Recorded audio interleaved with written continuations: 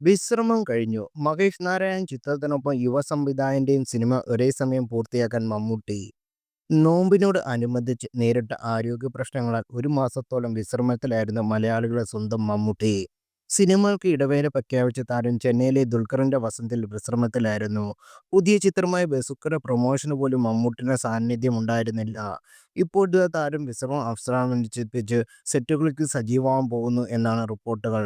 Cinema ലോകം ഏറെ പ്രതീക്ഷയോടെ കാത്തിരിക്കുന്ന മഹേഷ് നാരായണൻ മമ്മൂട്ടി മോഹൻലാൽ പ്രോജക്ടിന്റെ സെറ്റിലാകും മമ്മൂട്ടി ആദ്യം ജോയിൻ ചെയ്യുക. മെയ് പകുതിയോടെയാകും മമ്മൂട്ടി ചിത്രത്തിന്റെ അടുത്ത ഷെഡ്യൂളിന്റെ ഭാഗമാകുമെന്ന റൂമറുകൾ. നിലവിൽ ശ്രീലങ്കയിലും ഡൽഹിയിലുമായി ചിത്രത്തിന്റെ ഓരോ ഷെഡ്യൂൾ വീതം പൂർത്തിയാക്കിയിട്ടുണ്ട്. അടുത്ത ഷെഡ്യൂൾ മോഹൻലാലിന്റെ ഭാഗമാകില്ലെന്നും മമ്മൂട്ടിയുടെ പോർഷനുകൾ മാത്രമാണ് ഷൂട്ട് ചെയ്യുകയെന്ന് അഭ്യൂഹങ്ങൾ. ചിത്രത്തിന്റെ ടൈറ്റിലും ജൂൺ പകുതിയോടെ പുറത്തുവിടുമെന്ന് കരുതുന്നു. പുറത്തുവരുന്ന റിപ്പോർട്ട് അനുസരിച്ച് ദ പ്രിജിസ്റ്റ് എന്നാകും സിനിമയുടെ ടൈറ്റിൽ. മിലിട്ടറി പശ്ചാത്തലത്തിൽ വരുന്ന വമ്പൻ സിനിമയാകുമെന്ന് അടുത്ത വൃത്തങ്ങൾ പറയുന്നു. മമ്മൂട്ടിക്കൊപ്പം തുല്യ പ്രാധാന്യമുള്ള വേഷത്തിലാണ് മോഹൻലാൽ വേഷമിടുന്നത്. 11 വർഷങ്ങൾക്ക് ശേഷമാണ് ഇരുവരും ഒരു പ്രൊജക്ടിനായി കൈകോർക്കുന്നത്. ഇരുവർക്കും പുറമെ ഫഹദ് ഫാസിലും കുഞ്ചാക്കോ ബോബനും ചിത്രത്തിൽ ശക്തമായ കഥാപാത്രങ്ങൾ അവതരിപ്പിക്കുന്നുണ്ട്. 2026-ലാകും ചിത്രം തിയേറ്ററിലെത്തുന്നത്.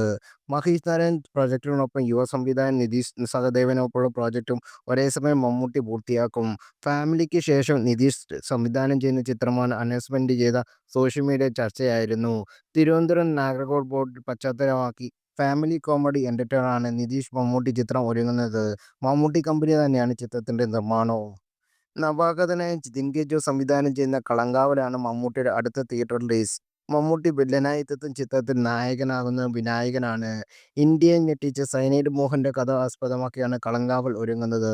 മമ്മൂട്ടി കമ്പനി നിർമ്മിക്കുന്ന ചിത്രം മെയ് 22-ന് തിയേറ്ററിലെത്തും.